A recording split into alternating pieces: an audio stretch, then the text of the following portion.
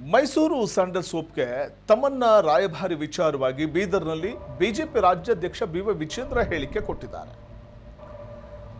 Mysuru sandal ಸೋಪ್ಗೆ ತಮ್ಮನ್ನ ರಾಯಭಾರಿ ವಿಚಾರವಾಗಿ ಬೀದರ್ನಲ್ಲಿ ಬಿ.ವೈ. ವಿಜೇಂದ್ರ ಪ್ರತಿಕ್ರಿಯೆ ಕೊಟ್ಟಿದ್ದಾರೆ. ಸ್ಯಾಂಡಲ್ ಸಂಸ್ಥೆಯನ್ನ ನಾಲ್ವಡಿ ಮಹಾರಾಜರು ಹುಟ್ಟು ಹಾಕಿದ್ರು. ತಮ್ಮನ್ನ ರಾಯಭಾರಿ ಮಾಡುವುದು ಅನಿವಾರ್ಯ ಅಂತ ಸಚಿವರು ಹೇಳ್ತಾರೆ. ನಾಲ್ವಡಿ ಮಹಾರಾಜರು ಹುಟ್ಟು ಹಾಕಿದ್ದ ಮೈಸೂರು ಸ್ಯಾಂಡಲ್ ಸಂಸ್ಥೆಯನ್ನ ಈ ವೇಳೆ ಬಾಲಿವುಡ್ ತಾರೆಯರನ್ನ ಕರೆತಂದು ತರುವಂತಹ ಒಂದು ಪ್ರಯತ್ನಕ್ಕೆ ರಾಜ್ಯ ಸರ್ಕಾರ ಮುಂದಾಗಿರುವಂತಹ ಒಂದು ವಿಚಾರವಾಗಿ ಪ್ರತಿಕ್ರಿಯೆ ಕೊಟ್ಟಿದ್ದಾರೆ ಬಿ.ವೈ. ವಿಜೇಂದ್ರ. ನಮ್ಮ ರಾಜ್ಯದಲ್ಲಿ ಚಲನಚಿತ್ರ ನಟ ನಟಿಯರಿಲ್ವೇ? 6 ಕೋಟಿ ಕೊಟ್ಟು ಹೊರ ರಾಜ್ಯದವರನ್ನ ಯಾಕೆ ಕರ್ಕೊಂಡು ಬರ್ತಿದ್ದೀರಿ? ಇವ್ರ ಯೋಗ್ಯತೆಗೆ ಶಾಸಕರಿಗೆ ಅಭಿವೃದ್ಧಿಗೆ ಹಣ ಕೊಡೋಕೆ ದುಡ್ಡಿಲ್ಲ, ಕನ್ನಡಿಗರಿಗೆ ಅಪಮಾನ ಮಾಡುವಂತಹ ಕೆಲಸವನ್ನ ರಾಜ್ಯ ಸರ್ಕಾರ ಮಾಡ್ತಾ ಇದೆ ಅಂತ ಬಿ.ವೈ. ವಿಜೇಂದ್ರ ಗುಡುಗಿದ್ದಾರೆ. ಮೈಸೂರು ಸ್ಯಾಂಡಲ್ ಸಂಸ್ಥೆಗೆ ರಾಯಭಾರಿಯಾಗಿ ತಮ್ಮನ್ನ ಅವರನ್ನ ಕರೆತರುವಂತಹ ಒಂದು ಪ್ರಯತ್ನಕ್ಕೆ ಮುಂದಾಗಿರುವಂತಹ ಸರ್ಕಾರದ ನಡೆಗೆ ಈಗಾಗಲೇ ಕನ್ನಡ ಪರ ಸಂಘಟನೆಗಳು ಕೂಡ ತೀವ್ರ ವಿರೋಧ ವ್ಯಕ್ತಪಡಿಸಿದ್ವು. ಯಾಕಂದ್ರೆ ಒಂದ್ ಕಡೆ ಎಂ ಬಿ ಪಾಟೀಲ್ ಅವರು ಹೇಳ್ತಾರೆ, ನಾವು ಈಗಾಗಲೇ ಶ್ರೀಲೀಲಾ ಅವರನ್ನ, ಕನ್ನಡದ ನಟಿ ಶ್ರೀಲೀಲಾ ಅವರನ್ನ ಕರೆತರುವಂಥ ಪ್ರಯತ್ನ ಮಾಡಿದ್ವಿ, ಅವರು ಬ್ಯುಸಿ ಇದ್ದಾರೆ. ದೀಪಿಕಾ ಪಡುಕೋಣೆ ಅವರು ಕೂಡ ಬ್ಯುಸಿ ಇದ್ದಾರೆ. ಮತ್ತೊಂದು ಕಡೆ ರಶ್ಮಿಕಾ ಮಂದಣ್ಣ ಕೂಡ ಬ್ಯುಸಿ ಇರುವಂಥದ್ದು. ಇಂತಹ ಸಂದರ್ಭದಲ್ಲಿ ಒಬ್ಬ ಅಂತಾರಾಷ್ಟ್ರೀಯ ಮಟ್ಟದಲ್ಲಿ ಮೈಸೂರು ಸ್ಯಾಂಡಲ್ ಸೋಪ್ ಒಂದು ಪ್ರಚಾರವನ್ನು ಮಾಡಬೇಕು, ಆ ಮೂಲಕ ಮೈಸೂರು ಸ್ಯಾಂಡಲ್ ಸೋಪ್ಗೆ ಹೆಚ್ಚಿನ ಒಂದು ಬೇಡಿಕೆ ಸಿಗಬೇಕು ಅಂತಂದರೆ ತಮ್ಮನ್ನ ಅವರನ್ನು ಕರೆತರಬೇಕು. ಒಬ್ಬ ರಾಷ್ಟ್ರೀಯ ಮಟ್ಟದಲ್ಲಿ ಅಂದರೆ ಪಂಚಭಾಷೆಗಳಲ್ಲೂ ಅವರು ನಟಿಸಿದ್ದಾರೆ. ಕನ್ನಡದಲ್ಲೂ ಒಂದು ಹಾಡಿಗೆ ಡ್ಯಾನ್ಸ್ ಮಾಡಿದ್ದಾರೆ KGFನಲ್ಲಿ ತಮ್ಮನ್ನ. ಸೊ ಹಾಗಾಗಿ ಅವರು ಚಿರಪರಿಚಿತ.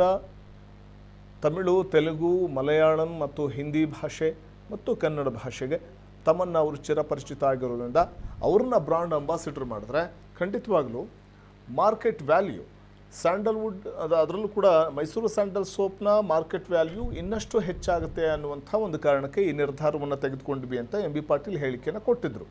ಇದೇ ವಿಚಾರವಾಗಿ ಬಿ.ವೈ. ವಿಜೇಂದ್ರ ಪ್ರತಿಕ್ರಿಯೆ ಕೊಟ್ಟಿದ್ದಾರೆ. ಮೈಸೂರು ಸ್ಯಾಂಡಲ್ ಸೋಪ್ಗೆ ತಮ್ಮನ್ನ ಅವ್ರನ್ನ 6 ಕೋಟಿ ಕೊಟ್ಟು ಕರೆತರುವಂಥ ಅಗತ್ಯ ಏನಿದೆ?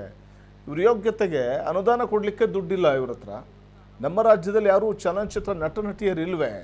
6 ಕೋಟಿ ಕೊಟ್ಟು ಹೊರ ರಾಜ್ಯದವ್ರನ್ನ ಯಾಕೆ ತಂದ್ರಿ ಅಂತ ಈ ವೇಳೆ ಬಿ.ವೈ. ವಿಜೇಂದ್ರ ತೀಕ್ಷ್ಣವಾಗಿಯೇ ಪ್ರತಿಕ್ರಿಯೆ ಕೊಟ್ಟಿದ್ದಾರೆ. ಸರ್ಕಾರದ ನಡೆಗೆ ಹರಿಹಾಯ್ದಿದ್ದಾರೆ. ಅಪಮಾನ ಮಾಡ್ತಕ್ಕಂಥ ಕೆಲಸ ಕೂಡ ರಾಜ್ಯ ಸರ್ಕಾರ ಮಾಡ್ತಾ ಇದೆ.